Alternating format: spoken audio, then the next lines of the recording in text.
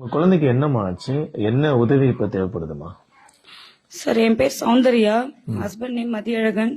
நாங்க திருவாரூர் மாவட்டம் நன்னிலத்துல இருக்கோம்.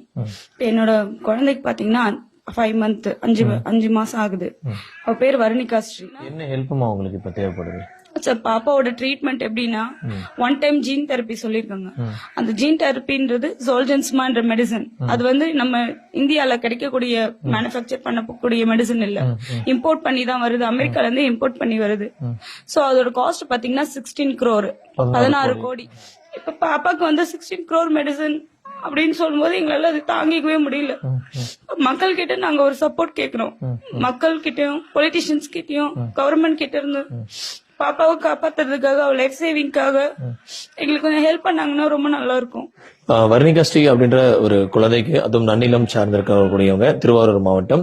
அந்த பாப்பாவுக்கு வந்து பாத்தீங்கன்னா SMA type 1 அப்படின்ற ஒரு டிசீஸ் வந்திருக்கு. ஸோ அந்த டிசீஸை வந்து குணப்படுத்துறதுக்கு 16 கோடி செலவுல அந்த ஒரு ஊசி போட வேண்டியது இருக்கு. ஸோ இந்த வீடியோ பார்த்துட்டு இருக்கக்கூடிய நம்மளுடைய முகநூல் நண்பர்கள், இன்ஸ்டாகிராம்ல பார்த்துட்டு இருக்கவங்க, இந்த வீடியோவை அதிகமா பகிருங்க, நிறைய பேருக்கு ஷேர் பண்ணுங்க.